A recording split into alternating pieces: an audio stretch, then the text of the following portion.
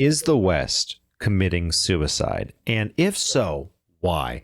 Join us today as we attempt to, maybe we're not the coroner, but maybe we're the counselor, or maybe we're the archaeologist, the societal archaeologist, as we watch our culture stray further every day. Howdy, my name is Jonathan Fiala, sitting in the producer's chair today for Further Every Day, along with Rai, the producer guy. And in the chairs, we've got Miss Nikki in the chair of theology. How are you? Good. How are you?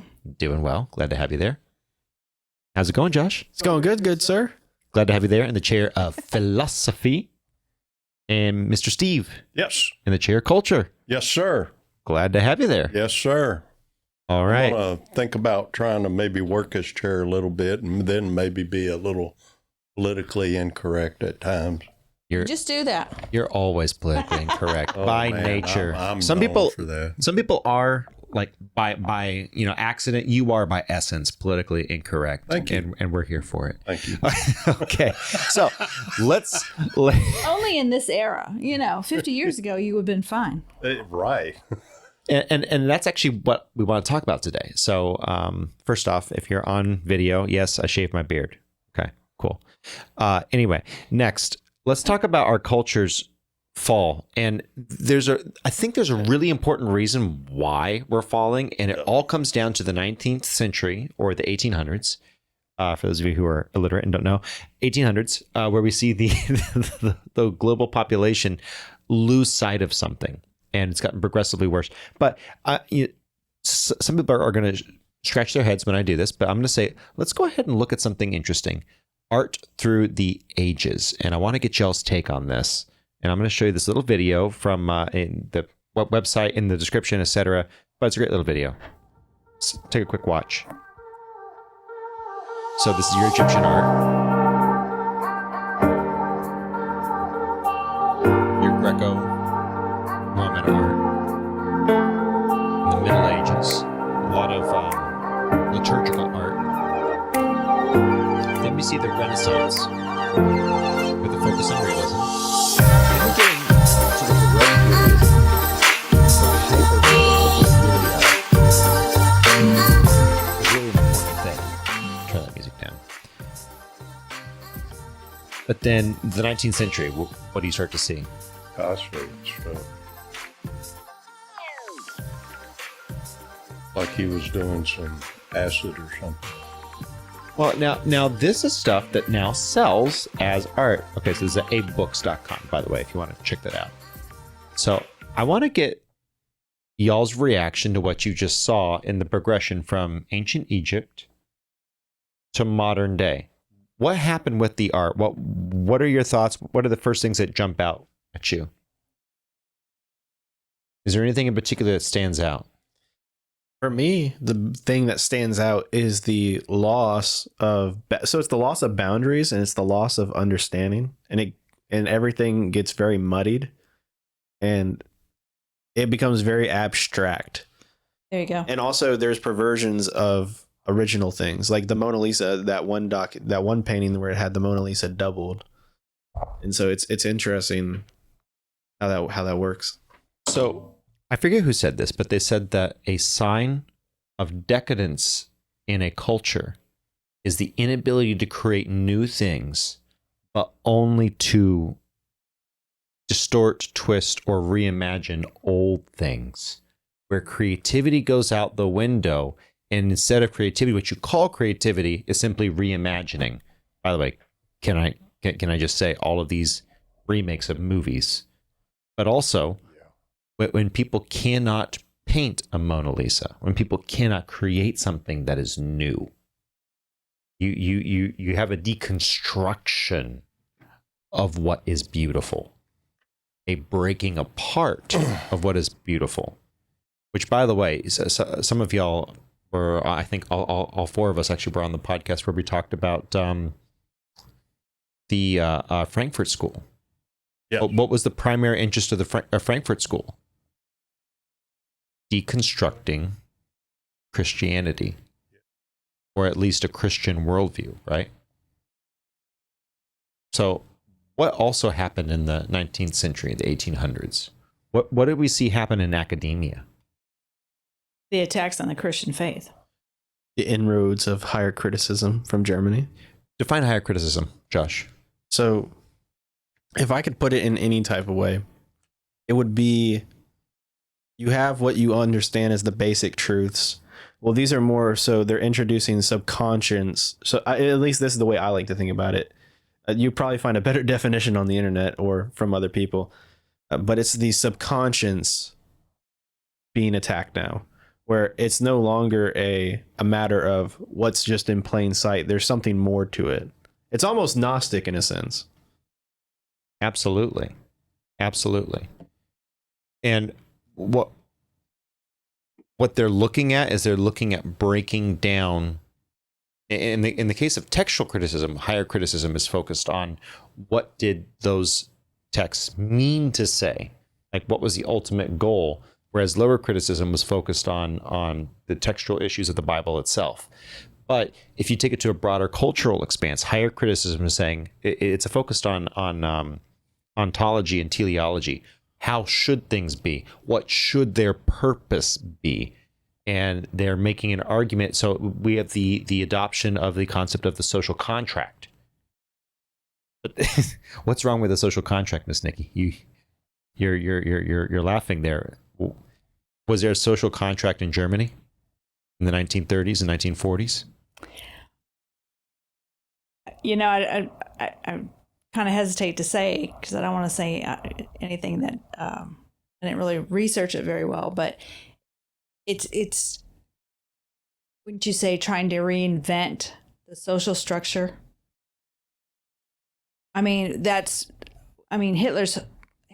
Hitler was an evil man, but he was very brilliant about how he went about what he wanted, and the marketing strategy he wanted to get people to respond the way he wanted people to respond, and taking out the people that opposed him.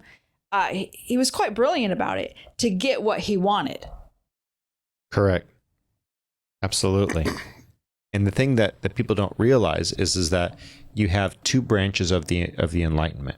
And we've talked about this over and over again, but there were two sides.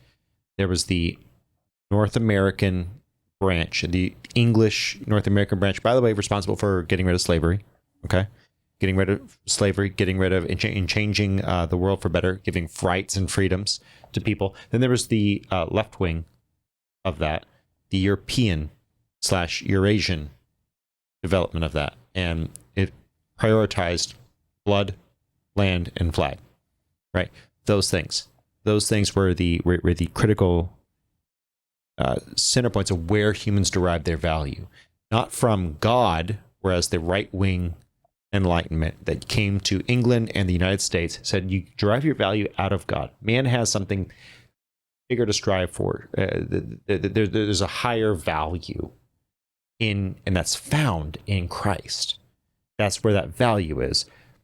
Whereas the left wing, which really flourished in Europe, Italy, Germany, and Russia, they really took that to heart and said it is the conglomerate, the social contract that we make, that the non-aggression for the purpose of flourishing. Well, what happens if some people get in the way of flourishing? Get in the way in parentheses. Now they're a problem. But there's more to it than that, isn't it? Because once you detach value, the human being's value from that innately critical essence that's derived from being made in the image of God, what happens to the value of the human being in society, Josh? From a philosophical perspective, when you rob the human of their innate value in Christ as an image bearer of God, and they are simply one of a mass of mammals, what does that do to the value of the human being? So I actually want to bring up something very interesting about that. So it was something I had tackled in the study I was leading on 1 Corinthians whenever I was talking about the background of the city of Corinth. Corinth was a very heavily populated area, and it was very population dense. And an interesting thing about population dense cities is that there typically tends to be more debauchery and perverse ways of living in those cities whenever there's a bunch of people huddled together. And considering that Corinth was in a place where trade was a fulcrum of that location, I mean, you had all sorts of things coming in and out of Corinth, and therefore you had all these different types of debaucherous, like I said, debaucherous ways of living and debaucherous ideologies. But think about that for a second. How does that attain to whenever we lose the individuality of people? Well, when you lose the individuality of people, you start to care less about the value of life, and it starts becoming about the greater good. The greater good. The greater good. Yeah. Defined by the person who's ever leading. Yeah, and that's another big thing for me. And I've said it before, and I'll say it again. Who fact checks the fact checkers who fact check the fact checkers? Who does this? Mm-hmm. Because we assume that these fact checkers are the people who are going to tell us what the facts are, and we find out that the fact checkers don't do a really good job of fact checking, and that's because they themselves have made themselves the source material instead of the source material being the source material. And so there's a lot of things, and the truth gets muddied, the individuality of a person gets muddied, and ultimately they lose their value completely. Yeah.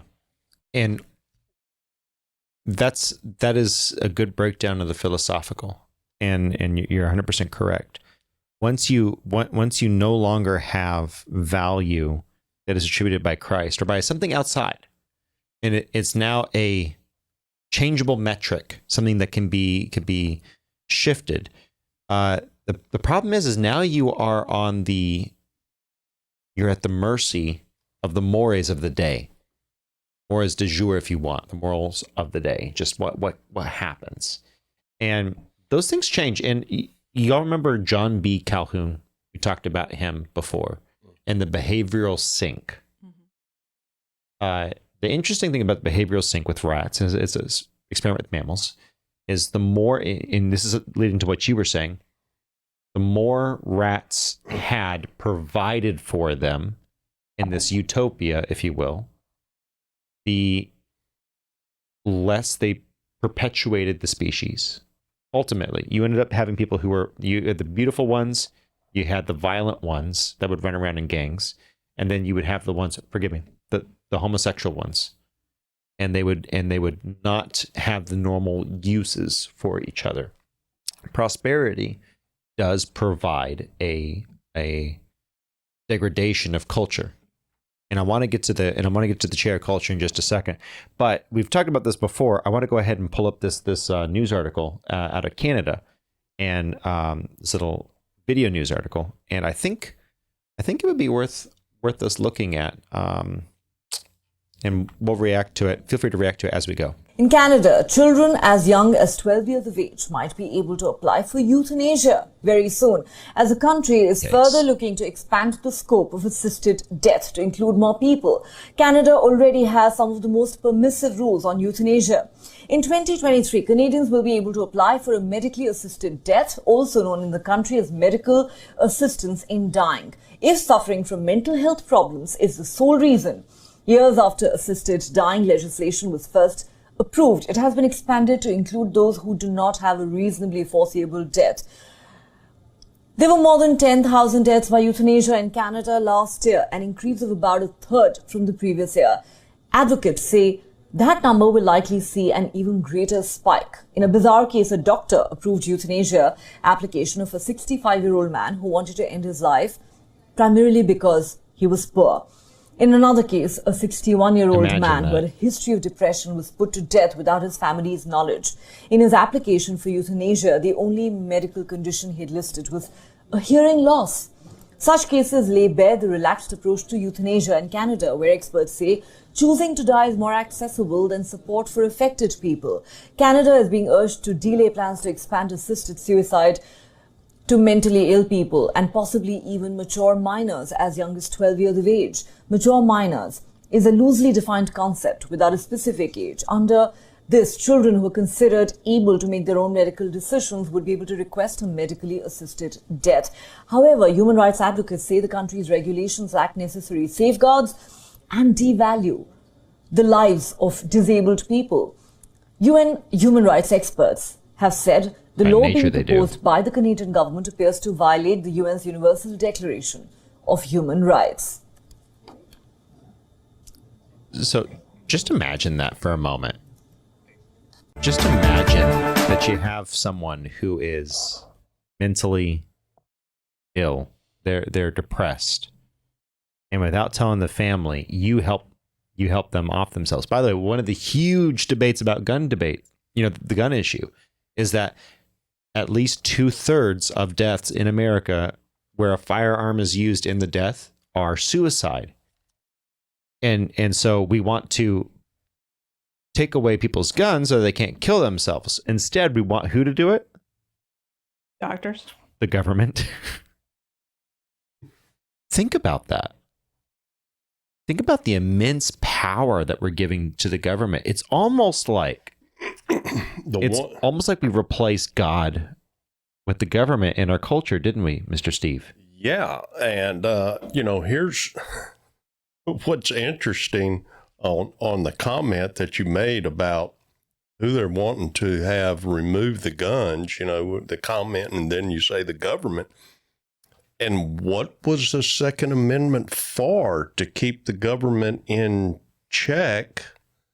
And then they're wanting the government to remove these guns from people that are there in order to keep the government in check.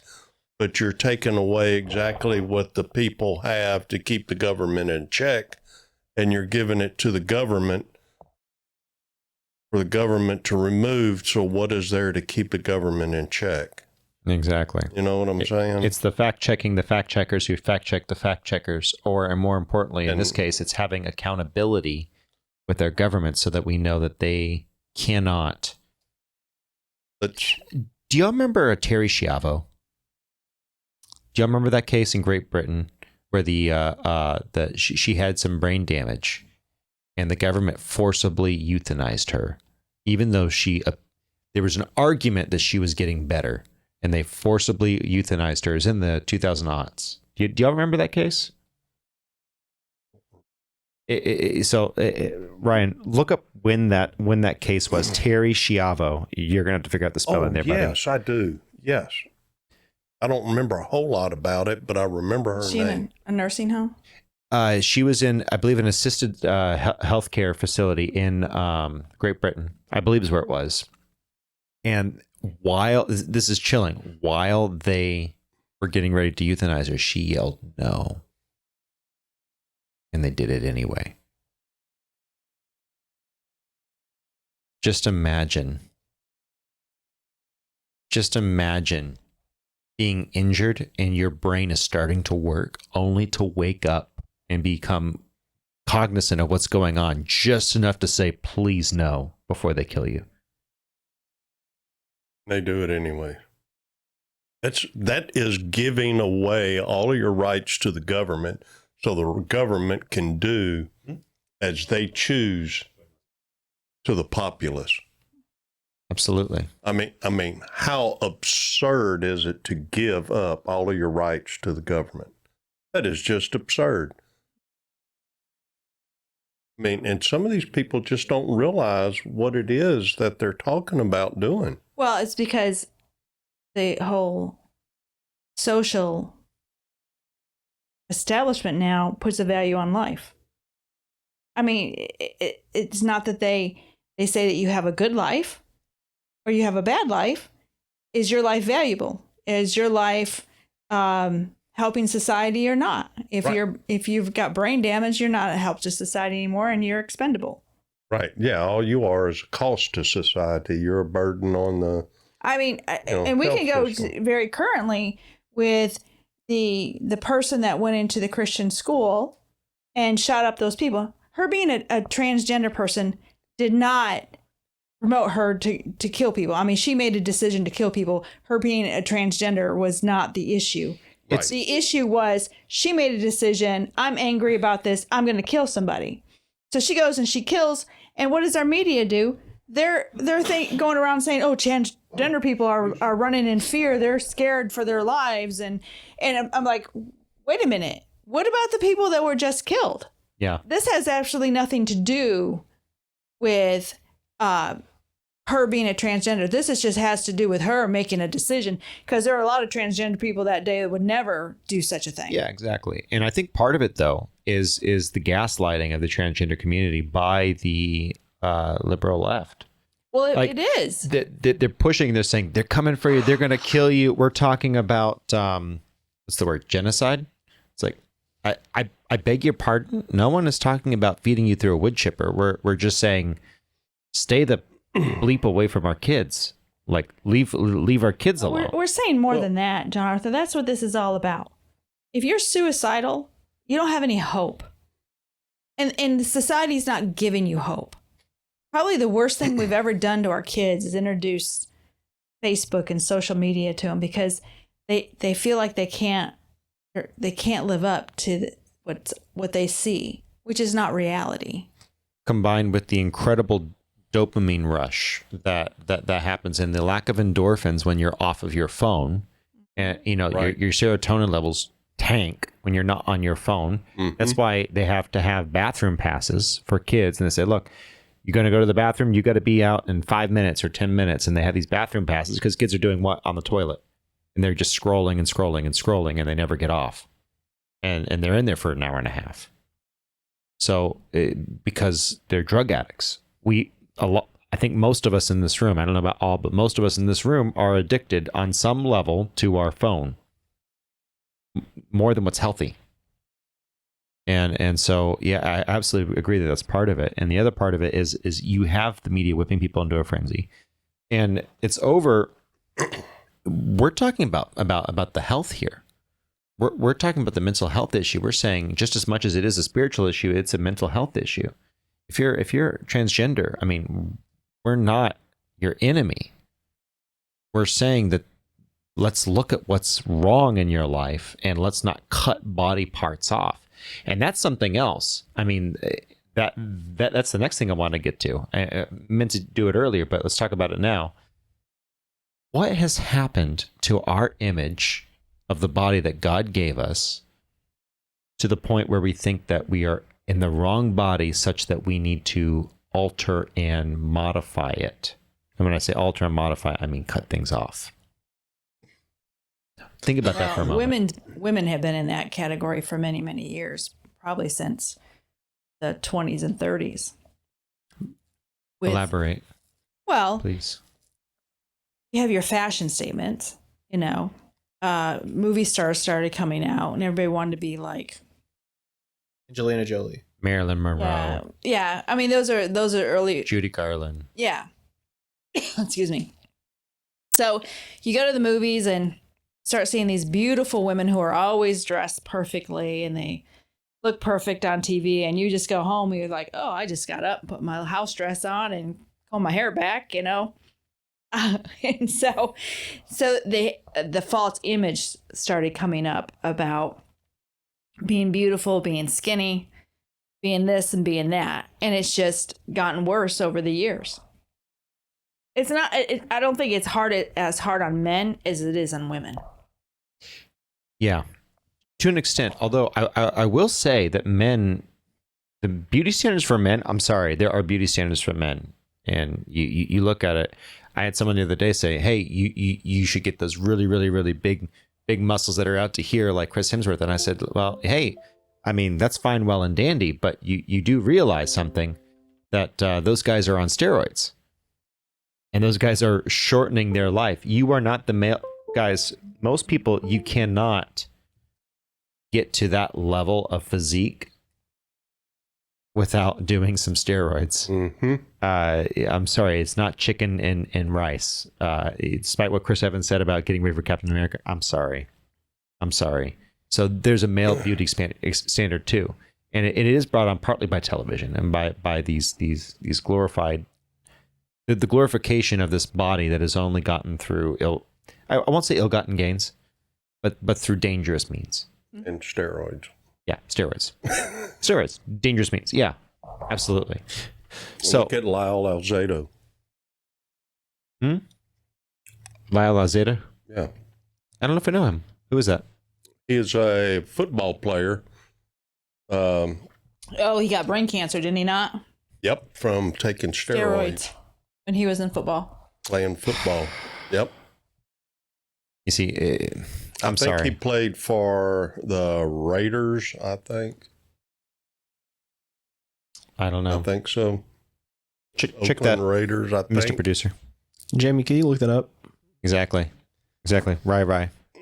Look that up for us. Can I run a rabbit down real quick? Yeah. I wanted to go back to the. I want to. It's gonna bleed into this new topic that we've dived into, but I really want to break it all down for everybody. So, in society today, I would say, and you guys can tell me because I see this empirically, but I also see this just generally across the board. It is a lot harder to convince somebody who is older to change than it is someone who is younger. I could know just because of my dad. It's a lot harder to change. But also, I think you would affirm that that's probably true. That it's a lot harder to change somebody who's older than it is somebody who is younger. So think about what Canada was trying to do.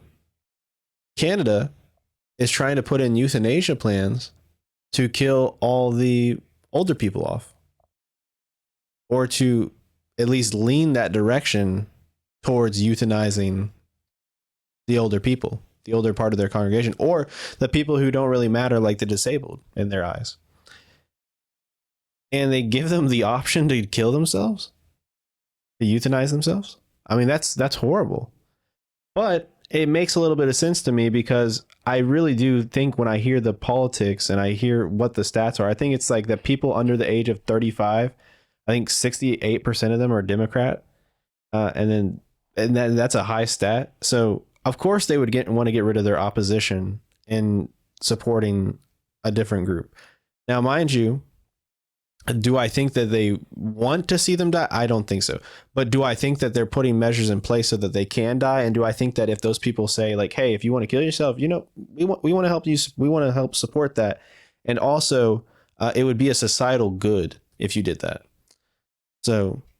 And I've heard people talk about that, how great it would be to get Republicans out of the way. But I don't know if it's necessarily. I think it's really just like old to new and just trying to push. Like I don't think it's even Democrat Republic. I think it's like something deeper. It's the old versus the new. I don't want to get conspiratorial, you know what I mean? But whenever in movies you see that like all they talk about is population control and how humans are the problems, I'm sorry, there's something to that. Well, no, absolutely. Even if it's just a cultural zeitgeist that's just sort of floating out like there. Global warming, that the whole entire issue that they're not willing to say the quiet part out loud. Yeah. Humans are the issue in their mind. Oh, absolutely. And if you can get rid of the older people, then also, by the way, there's a lot of things that happen there because they're looking for control, right? They want to have more control, and you get rid of the older generation, and you only have the new younger generation, the under 65s. By the way, in Germany, they called those people 65 and older, disabled, defective, whatever. They called those people useless eaters.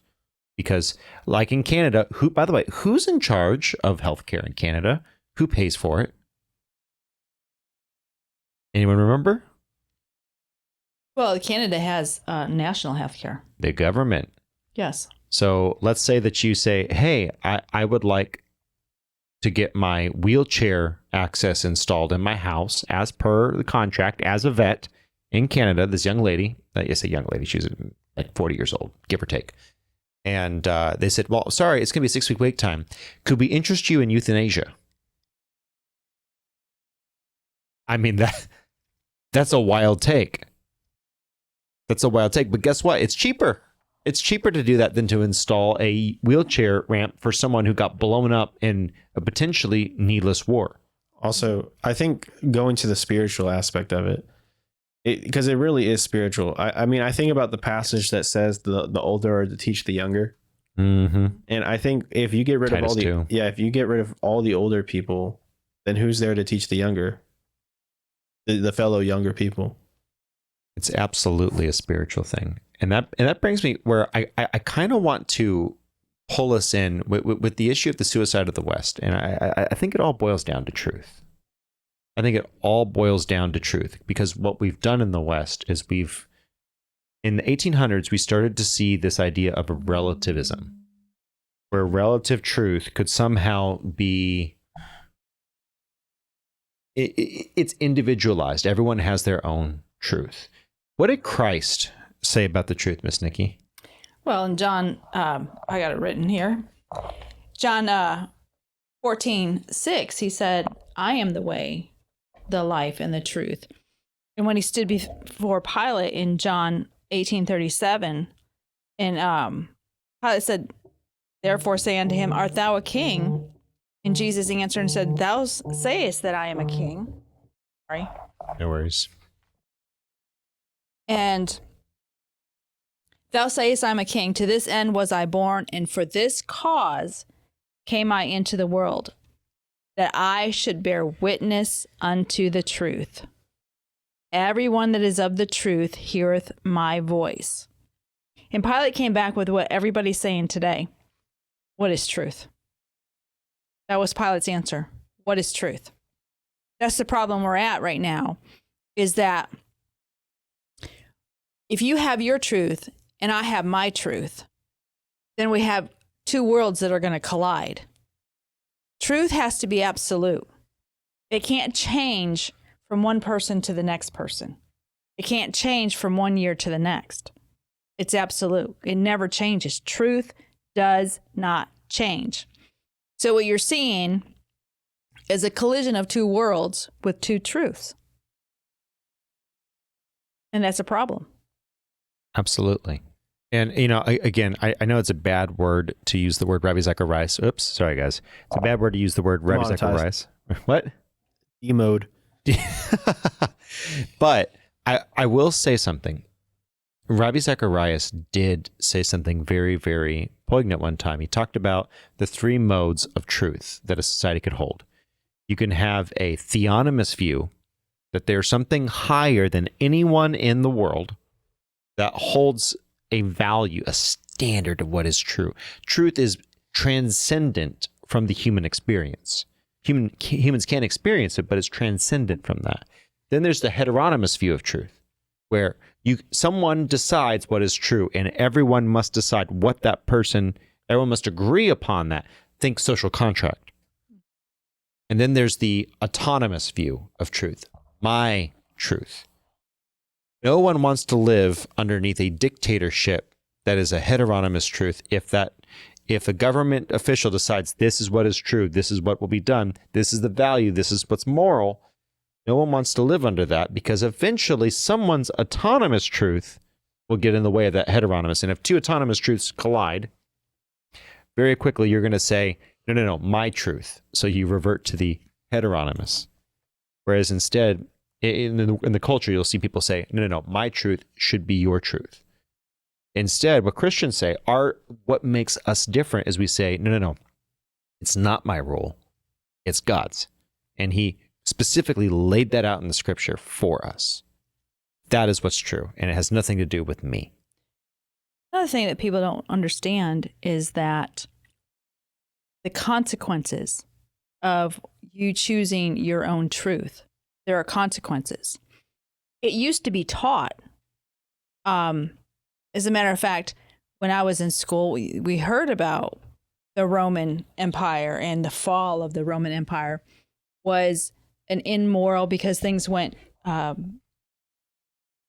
internally, it was immoral, and immorality brought down society. That was taught. That was to show consequences of choices. Today, in our society, we don't talk about consequences. We talk about what I want. This is what I want. I want to live this way, and you don't have a right to tell me that I can't. What I do does not affect you. But that's not true. There's nothing taught about immorality either. Well, because nothing's immoral. That's right. There is nothing immoral anymore. But the problem is, it's not sustainable. If it was sustainable, we would have societies all over the world who never embrace the Bible, who never embrace God's truth, still living in a situation of behavior that we're trying to embrace today as legitimate behavior, that it's just nothing wrong with it. If that were true, then you'd have societies all over the world that were living that way. Correct. And don't point to Asia. Do not point to Asia, because you see that those societies have overthrown themselves. You want to know what each dynasty was? A whole new set of truth being put in. You want to look at the Mongols, and then you have the Ming and et cetera. Each one overthrowing the other, and you have warlords that are fighting. One after another, after another, after another, after another, after another. Correct. Do not point to China and to Asia as a sign that we have a great society that has lived. There were great societies that are gone. Their value, and the reason I say they're gone, not the people, the society, the values have crumbled. You look at Athens and you look at Rome. They're still here. Those people are still here. But what happened to their society? It ate itself from the inside out with immorality. That's correct. And God bless Matt Walsh and with his "What is a Woman" thing. Awesome. One thing he says, and it irks me, it's not true. He says that we have never had an issue with homosexuality in the past. We've never had a problem with transgenderism in the past. That is flatly false. You go back and you look at every society that embraced transgenderism, though, it embraced it 100 to 200 years before the fall. And by the way, that is a very short time in old civilization numbers. When civilizations would live for 600, 800, 1,000 years, then they would crumble because the travel of information was reduced. So they would get further and further perverse from morality, from a monotheistic morality. And as they got further, they would crumble because you cannot sustain that. You cannot sustain that. Now, to the chair of philosophy, I want to ask you, without the North Star of truth and the ever-shifting goalpost of a self-validated or self-actualized or realized truth, what happens to an individual's own self-worth when they're the ones who are defining their worth? Well, if you're the one who's defining your worth, then you're going to come to some days where you're not worth anything. And in fact, you're going to come to some days where you say, I'm not worthy of this life, so therefore I'm going to take my own life. And I think that's what we see with the suicide in Canada.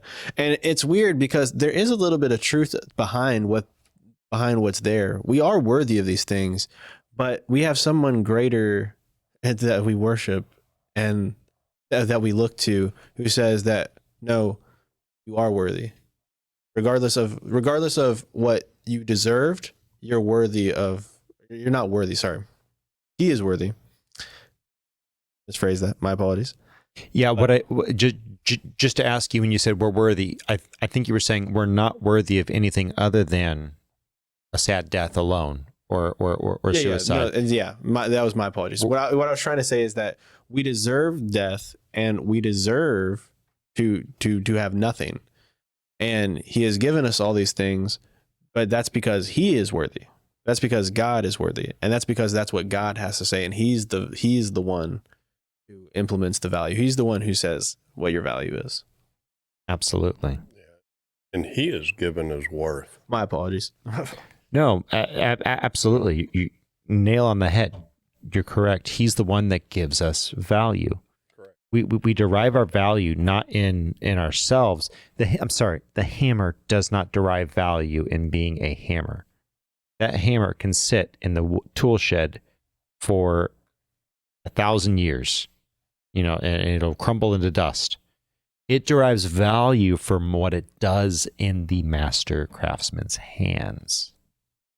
And if we try to esteem ourselves and value ourselves based on what we are, well, we are nothing by comparison to God. And there's this longing and yearning in the human soul and spirit for that value to be imbued. That's why people create. That's why people perform. That's why people build. That's why people, act. That's why people sing. You long to fulfill the value that God has given you as a tool in his hands, in addition to the personal value of being an image bearer. Well, in today's society, just do whatever feels good, or do whatever you want, robs you of your value. I mean, it's not going to, if you're doing something at the end of the day and you don't feel good about what you've done, that devalues your own self-worth.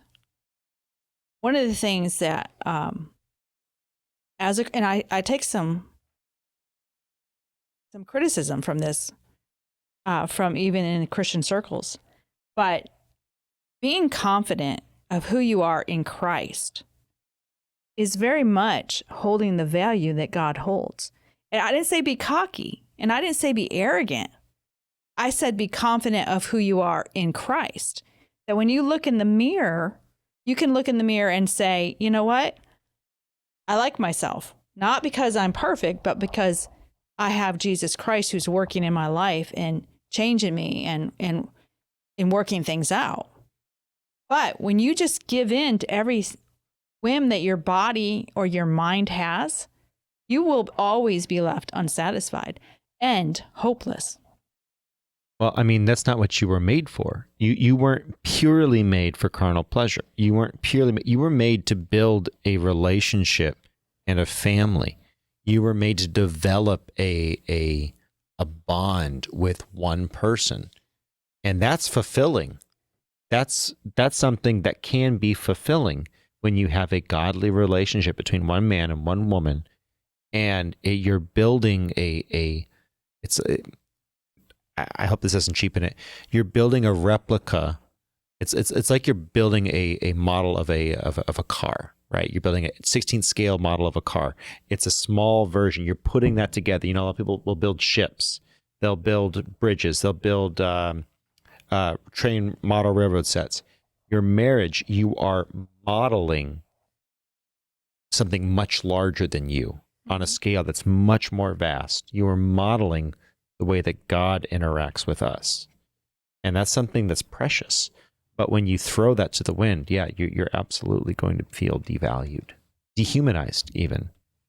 By the way, I think that's why a lot of these college girls come back 3 years later and they say the guy raped me, even though it was consensual. Is because they feel used and because that guy never came back. I'm not saying I'm cool with it. I'm saying, I'm jeepers, but lady, you just ruined a guy's life and you're both pieces of work. But dudes, don't do it. Don't do it. It's not worth it. Anyway, moving over to the chair of culture, Mr. Steve. Yes. I want to ask you, when truth has been delegated to the individual, narcissism is a natural result. How do we see this unfolding in our culture? Give me some ways of how we see narcissism fomenting in the general body politic and in culture. People developing their own truth, man. You have these different, say, like, let's take, for example, all the different groups that are out here, all the alphabet groups have. And, I don't have to go through naming any because everybody can name 4 or 5 right off the bat. Each one of them have their own truth on what they believe the way things should be. We believe this. This is the way we think this should be. We believe this is the way this should be. We believe this is the way this should be. This should be this. This should be like this. Let's give an example. Feminist lesbians against the transgender movement. You have feminist lesbians, you say, this is our space. And by the way, I'm actually with you. I will fight that fight for you as well. Like, don't say I didn't do anything for you. Feminist lesbians. I'm just saying, I'll fight that fight with you. But the thing is that it goes against the truth of the transgender individual who is a neck-bearded dude in a muumuu with chest hair popping out of his bosom. Right? Yeah. Or let's say, straight women not wanting to have play sports against biological males. Biological males. Mm-hmm. Some say it's okay. Some say they're women. Others say they're not. I mean, it's a compromise of truth, and it's giving in to this is what I want, this, you know, a transgender person, this is what I feel that I am. I may have a man's body, but I have a woman's mind. Right. And so I should become a woman. But the facts are facts. It's not going to change no matter what. That's why I keep saying it's not sustainable. It's not. It's not, because I completely agree with it's you. not truth. I know that you're in pain and that you're suffering. I understand that. But bringing you into a place where your body and your mind are in agreement, bringing you into wholeness is what we need to do. Not to take you down a road where we're going to injure your body by giving you hormones and surgeries that may leave you in a terrible place. And that's what you're seeing. So many people who detransition, and they're in large numbers of people who detransition, who now have lasting effects of the medicines, the hormones, and all that, the surgeries. And end up in more depression. Absolutely. Correct. Absolutely. So when we say to you that don't do this, we're not saying it because we hate you or anything like that. We're saying, hey, you have a long life here. Let's make the choices that give you fewer regrets down the road. I completely agree. Now, and here's another example, John Arthur. The left says, for example, guns kill people. We all hear this, right? Everybody in here hears this. You turn on the news and you turn on CNN, NBC, ABC, MSNBC, whichever one. You're going to hear it. Guns been killing people. Man, they kill so many people, so many. Then you'll hear the right side say, people kill people. Now, there's only one truth out of all of that. There's not two truths. It's just like in anything. There's no two truths. There's only one. When you debate truth, there's only one truth, not two truths. So wait. One can be twisted just a little bit, which is what Satan does. He takes the truth, he takes it, and then just kind of tweaks just a little something and puts it out of alignment a little bit so that when he talks to you, everything sounds right, except that's where he gets you. Yep. Rat There's poison. a saying that goes, the devil is in the details. Rat poison is 97. To be said about that. Yes, sir. Rat poison is 97% protein. Right. That's some of the old stuff. It's only the 3% that got the rat. You can have mostly true. You can have mostly true, and the small details are the killer. Yep. So I want to talk about politics here. I'm just going to throw this to the general group. When government defines truth, what is the inevitable result? Go back to Germany and look what Hitler did. Dun, dun, dun. When you're defining truth, you have to get rid of the opposition that is against you. And it's what's righteous and just, right? I mean, it's only right that we get rid of these people who are causing disinformation. Correct. Bad information. Whereas I know the Christian message is opposite of the message that you want to proclaim. The difference is Christianity is by free choice. We're not worried about you opposing us because there's power in truth. You know what? Yeah. You know what happens when the government is the one that decides the truth? You end up with Soylent Green for supper. Yeah. That's what happens. For those who don't know, just spoiler alert, but it's a how many year old movie? 50-year-old movie? The book is even older. Back in the early 70s, maybe. Yeah. Something like that, I think. Yeah. Nikki ought to remember that movie. Soylent Green. I don't remember that. It's where Oh my gosh. the government is processing people, and that's what everyone's eating due to a dear famine. Lord. Yeah. Yeah. And they say it's actually algae that's being harvested from the ocean when You got to speak into the mic. people- Speaking to the mic a little closer. Yeah, just bring it let up me here. see Thank here. they're telling because what you're eating is green, and they're telling people that they're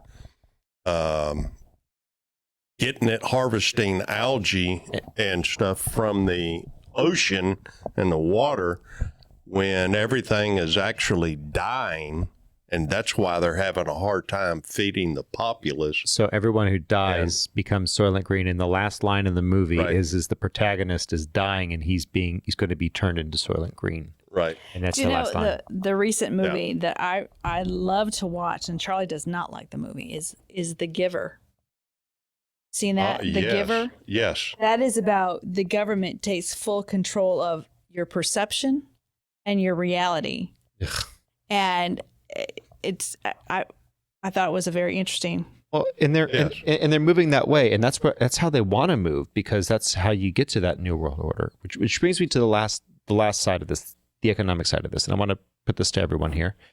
Once we've devalued humans sufficiently, and we've said that, hey, we are okay with experimenting on children. I mean, these puberty blockers are purely experimental. I was trying to look it up right now. The internet's acting up.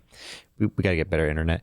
I was looking up the Blair White Project, which, if you know who Blair White is, Blair was not always Blair. He transitioned to she by the standard, but Blair was actually interviewing our Tulip. We've talked about our Tulip multiple times, Richie, and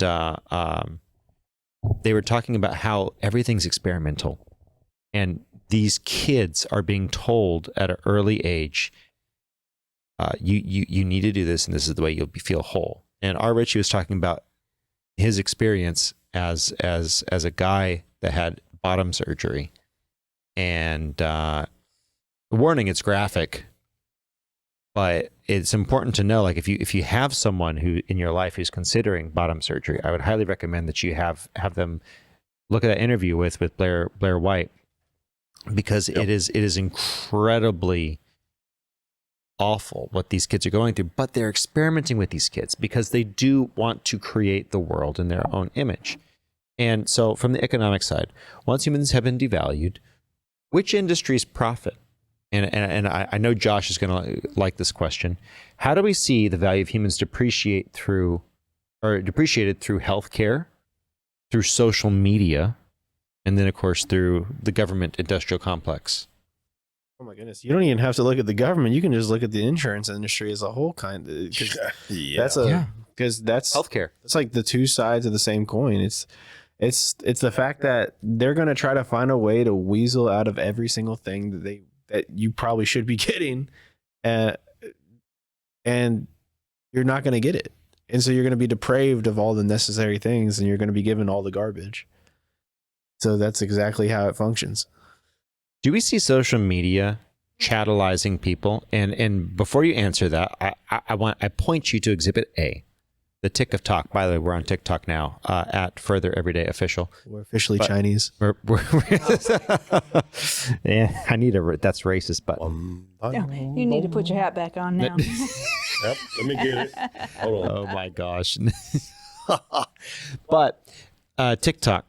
So you see how they sell the information of children, and the thing that people don't realize, the idea of data farming is very is very etheric. Like it's not something that's concrete in people's minds. The esoteric nature of it is kind of quick to elude people, but selling your data means that websites like and organizations like Google and YouTube, they can actually do behavioral modification by what they suggest to you.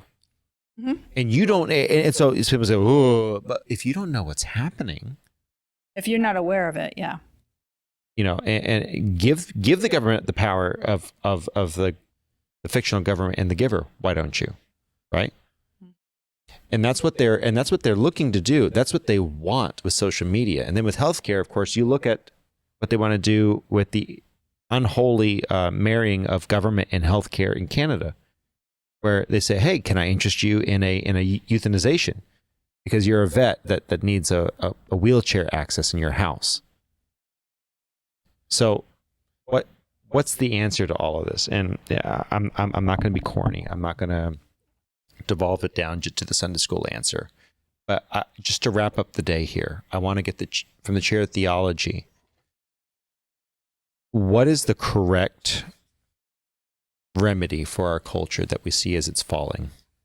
Well, I'll tell you the four things that Charlie's always preached on. There are four questions every person will ask. Where did I come from? Where am I going? What is the purpose and the meaning of life? And how do I reconcile good and evil? You have an answer for these.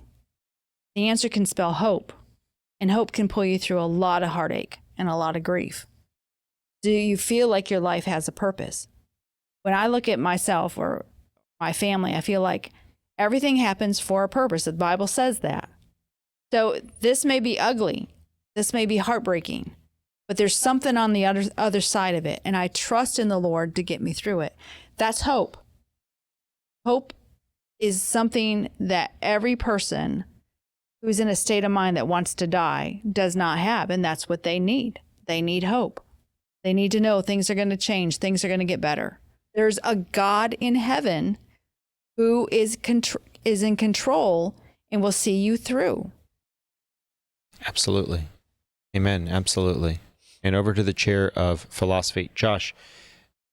Philosophically, so let's say that we are able to lock down in our own mind that yes, God is true. Jesus Christ did come. He was raised. He was born again, and he is the truth, the way, the life. He is the physical manifestation of truth. If we have that in our minds, wrapping up for the day, how would you say philosophically moving forward, should we respond to a world that is committing suicide right in front of us in a very real way, in addition to the figurative?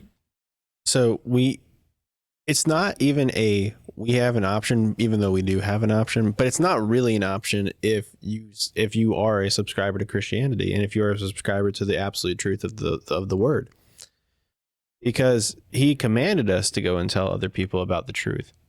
And I don't think he gave us an option in it. And I think he's very purposeful with that. At the end of Matthew, he told us to go and make disciples. That means to go and teach people the word and to live it side by side with them, showing them how this is supposed to be. Well, when we don't do that with the people who are committing suicide or the people who do struggle with suicidal tendencies, we're leaving those people to their own devices. And that's some really weird sadistic stuff that we're doing, because we're living side by side with these people, and we have a hope in truth, and yet these people don't have it, and we don't say anything about why we have hope in truth. I think it was Sean Penn. Is that his name? Sean Penn from Penn and Teller? Yeah. Who said, how much do you have to hate someone to believe that there's an eternal heaven and hell and not proselytize? Right? I think it's a different Penn. I think it's William Penn. Is it William Penn? I think so. Okay. William Penn. Nevertheless, Mr. Steve, yes, from a culture perspective, if we as Christians believe, and so I want us to be giving answers, right? I want the show to be giving answers and not just crying about the state of the world. Culturally, how should the Christian go about creating a culture, a counterculture that will enlighten and brighten up this dying world? Say that again, John. How should the church and should the Christian go about affecting change in the culture? We need to get out. I know a lot of people in churches like to, let's say, curse the darkness. Yeah, like to curse the darkness, and then like to say, go to another country to curse the darkness and preach God's word and spread it. Okay? Everybody likes, let's make this mission trip. Let's go there. Let's go over someplace.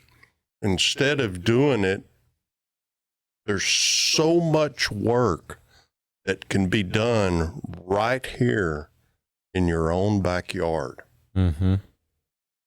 in your own community, in your own state, in your own country, right here with these people, for people that you love, people in your family that you can take care of, people that are in your family that you can spread the word to that might need it, friends, relatives, associates, people you work around, various people, even people you come in contact with that may ask you about something, say like my hat here says Jerusalem. Well, I have people all the time ask me about it. All the time ask me where I got it. I tell them. Like, ask me, where you get that? At what store around here? I said, I ain't getting no store around here. I was in Jerusalem. That's where I got it. And I'll give them a little story about it and tell them some things. Always be ready to give an answer. Exactly. Always got something to say about it. And it and then it leads into other things. Absolutely. And leads into Christianity, talking about Jesus. So there's always something that leads into something else. Everybody needs to have a story that leads in and brings other people into and draws them to you so that Jesus can draw them to himself. And that's what we need to spend more time doing as a culture, instead of getting into I know Josh, how he loves social media so much, and Called out. He was being facetious. Oh my gosh. Oh my gosh. and one of the problems we have is just many people get tied up on all of this social media idiocy. There's just so much bad stuff that gets published on these things, like, our Chinese people with the TikTok stuff, and then whoever else is posting whatever on whatever, who knows, whatever, for whatever reason. Yeah. And, I mean, you can talk things from A to Z on all of that stuff. But, as Christians, we need to spend time doing what Christians do, which is, like Josh had talked about, spreading the word and making disciples. Absolutely. He didn't say go out and save people. He said go out and make disciples. Amen. Amen. And that's what we need to do in our culture, is make disciples. Yes, sir. Absolutely. And so I 100% agree with you. We need a culture that actively reaches out and look, this is not, take your opportunity to speak with your Uber driver, with your server, ask them if you can pray for them. Exactly. I've gotten to pray prayers with Uber drivers. Some people say, you're harassing them. No, I talked to them, and by the end of the time they asked me, right? And we had that conversation. Make sure that you're willing to engage. On the political aspect, we do need to be politically active. And guys, we do need to be focused with our time, our treasure, and our talents.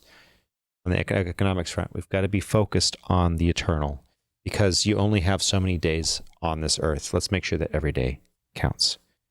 If you like this podcast, like, comment, share, subscribe, all that good stuff. Thank you so much for over 180,000 downloads on audio. We love you guys. Thank you. Thank you. Thank you. Thank you. And we are on YouTube and Rumble. Rumble, see you growing. Thank you for being there. YouTube. They heard all the bad words we said.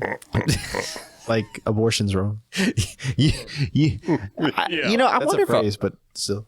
I wonder if some of these people that left she's a nasty criminal. comments were on were on YouTube's board, or if they just reported us and someone watches like, these weird Christians. I think it's like they probably have an algorithm set in place to where they subtitle it off, and then if there's a word in the subtitles, Yeah, that's definitely true. Closer.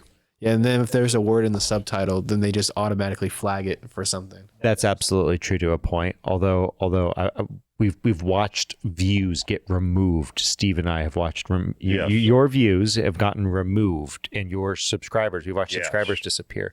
So with that said, thank you, YouTube. We know that we're right over at target. And if you didn't like this podcast, well, you know what to do. With that said, we love you all so much. Have a wonderful week. Bye. Bye. Bye. All right. If you're still here, just going to go ahead and finish up for the day. What is the weirdest trend of postmodernism? Say modern art, modern music, modern, poetry. You can say rap if you want to say poetry, but slam poetry I think is the worst thing. But what is your weirdest affect of this suicide of the West, where we watched everything just kind of collapse? What is the weirdest thing of the modern age for you as far as expression of art or of beauty? You got anything? I'll give you one. Just the look on their faces. I'll give you one. So I'm throwing you on the spot. Here's one. Beauty standards. I'm not talking about the good beauty standards. I'm talking about Kim Kardashian. You're beautiful if you're fat. Oh. I'm talking about Lizzo. I'm saying Kim Kardashian has actually done more damage than Lizzo, but that's just my personal opinion. I think Lizzo is a symptom. I think Lizzo's like legitimately a symptom of that self-love, where we took personal positivity, where personal self-worth, and we replaced it with your physical value. Transgenderism falls in the same boat. Anyone got any other thoughts? Weirdest thing about postmodern? About value? How about values? It could be music. It could be art. So for me, go ahead. Go ahead, Josh. I was just going to say, for me, it's definitely, so I have two, I guess, and I hate that I'm doing two, but one is that the beauty standards, like you mentioned, and really I think the person who kind of kicked that whole entire thing off was Kim Kardashian, because now you have a whole lot of people that are now trying to get like the fat biggest booty. thing, fat booty, big boobs, like all these different things, and these things are completely unrealistic, and they're trying to get as skinny as possible. They'll starve themselves, which will create anorexia. It's terrible. Yeah. And then also another thing is just I don't know, it's like the whole, it's your truth. Live your truth, or do what makes you happy. That's some weird stuff to me, because I really don't understand the do what makes you happy. Everyone in prison was doing something that made them happy. At least most of them. I'm just saying. Yeah, because like, why would you? Because do what makes me happy. Well, what if I'm just not happy and I just want to end it all, and that's going to make me happy? Yeah. I'm going to say these quote unquote social influencers. Oh yeah. They kind of creeps me out a little bit because of the fact of they go to extremes to keep their base coming back, and it's weird. You don't like Dylan's Barbie pocket? And no, I don't like Dylan's Barbie, but there are other ones too, and it's just like they have to do this weird stuff so that their people will come back and keep coming back, and they call them influencers, and I'm thinking, should be just shut off, just turn it off. By the way, making propaganda now for the Joe Biden 2024 campaign. Anyway. Social screwer-upper. Oh, Joe, he is not going to run for 20. He's going to run. Poor man. He's going to run. That poor man won't even know his name. Did you by say Joe 2024. Rogan? Joe, no. Joe, the Easter Bunny Biden. Only thing Biden's going to be doing in 24 is running for the toilet, I think. All right, Steve. But I think one of the things, I don't know if they still do this or not, but one thing I saw that was coming up not too long ago was slam dancing. Come on, man. The world. Yeah. What is slam dance? I don't even know what that is. It's like slam poetry, but it's like twerking. So it's just jerky. Slam yourself. You get out on, everybody's out in the middle. It's like And then you're mentally ill people. Like That's it's what I like don't twerking in understand. the middle of the floor. Yeah. Don't understand. It's like, I don't. Tell us what's your least favorite postmodern modernity value, whether it's a beauty aesthetic, it's slam poetry. I hate slam poetry. I'll say that too. I hate slam poetry. It's so annoying. Anyway, tell us what your least favorite thing is down in the comment section below. Thank you. We love y'all. Bye. Bye.